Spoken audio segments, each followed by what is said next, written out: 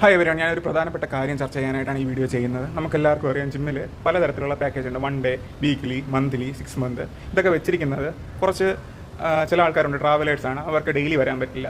അപ്പോൾ അങ്ങനെയുള്ളവർക്ക് ഡെയിലി മാത്രം പേ ചെയ്തിട്ട് അവർക്ക് വർക്കൗട്ട് ചെയ്യാം. ചില ആൾക്കാർക്ക് വീക്ക്ലി മാത്രമേ വരാൻ പറ്റുള്ളൂ, ഒരാഴ്ച ഇവിടെ ആയിരിക്കും, വേറൊരാഴ്ച വേറെ എവിടെയെങ്കിലും. അപ്പോൾ അങ്ങനെയുള്ളവർക്കാണ് വീക്ക്ലി പാക്കേജ്. പിന്നെ മാസം സ്ഥലം മാറുന്നവരോ മാസം പേ ചെയ്യാൻ പറ്റുന്നവരോ ആയിരിക്കും. അപ്പോൾ അവർക്ക് വേണ്ടിയിട്ടാണ് മന്ത്ലി പാക്കേജ് വെച്ചിട്ടുള്ളത്.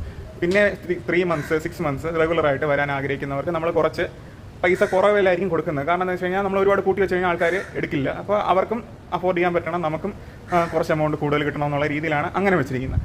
എന്നാൽ ചില ആൾക്കാർ എന്താണെന്ന് അറിയണം, അവർ ഒരു മന്ത് എടുത്തിട്ട് 10 ദിവസം വന്നിട്ട് പിന്നെ വരാതിരുന്നിട്ട് അവർ വീണ്ടും എക്സ്റ്റെൻഡ് ചെയ്ത് തരണമെന്ന് ചോദിക്കും.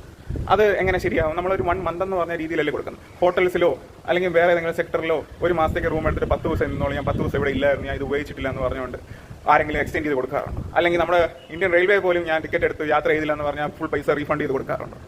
ആരും കൊടുക്കാറില്ല. ജിമ്മിൽ മാത്രം എന്തുകൊണ്ട് ഇത് വേണമെന്ന് ആൾക്കാർ പറയുന്നു എന്നുള്ളത് എനിക്കറിയില്ല. നിങ്ങൾക്കറിയാമെങ്കിൽ കമൻറ്റ് ചെയ്യുക. അപ്പോൾ നമുക്ക് കൊടുക്കാറില്ലെന്നല്ല, നമ്മളൊരു മാനുഷിക പരിഗണന കണക്കിലെടുത്ത് കൊടുക്കാറുണ്ട്, പലർക്കും കൊടുക്കാറുണ്ട്. പക്ഷേ അത് എപ്പോഴും വന്ന് ഇങ്ങനെ ചോദിച്ചുകൊണ്ടിരിക്കുന്നത് ഭയങ്കര ഡിസ്റ്റർബൻസാണ്.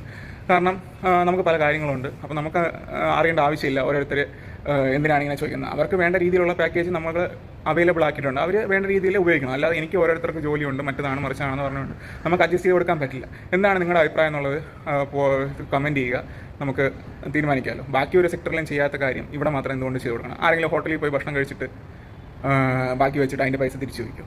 ഒരു മാസം ഒരു ലോഡ്ജിലോ എവിടെയെങ്കിലും റൂം എടുത്തിട്ട് ഞാൻ ഇത്രയും ദിവസം ട്രാവലിംഗ് ആയിരുന്നു, ബാക്കിയുള്ള ദിവസം എനിക്ക് എക്സ്റ്റെൻഡ് ചെയ്ത് തരണം, അല്ലെങ്കിൽ പൈസ റീഫണ്ട് ചെയ്യണമെന്ന് ചോദിക്കും.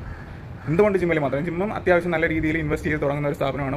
സിറ്റിയിലുള്ള ജിമ്മുകളൊക്കെ നല്ല റെൻറ്റ് കൊടുത്തിട്ടാണ് റൺ ചെയ്യുന്നത്. അപ്പോൾ നമുക്ക് നഷ്ടങ്ങളുണ്ട്, അപ്പോൾ അത് മനസ്സിലാക്കണം എല്ലാവരും. അല്ലാതെ എനിക്ക് എക്സ്റ്റെൻഡ് ചെയ്ത് തരണം, നിങ്ങൾ എടുക്കുന്ന പാക്കേജ് ഉപയോഗിക്കേണ്ട നിങ്ങളുടെ ഉത്തരവാദിത്തമാണ്. ജിമ്മിൽ അതിന് യാതൊരു വിധ ഉത്തരവാദിത്വമില്ല. പിന്നെ എല്ലാ ജിമ്മിനും അതിൻ്റേതായിട്ടുള്ള ടേംസ് ആൻഡ് കണ്ടീഷൻസ് കാണും. അത് പാലിച്ചായിരിക്കും ആ ജിമ്മ് റൺ ചെയ്യണം. അതിനെ റെസ്പെക്ട് ചെയ്യാനും അതിനെ ഫോളോ അപ്പ് ചെയ്യാനും പറ്റുന്നവർ മാത്രമേ ജിമ്മിൽ വരാവുള്ളൂ. ഓക്കെ, നിങ്ങളുടെ അഭിപ്രായം എന്താണെന്നുള്ളത് രേഖപ്പെടുത്തുക.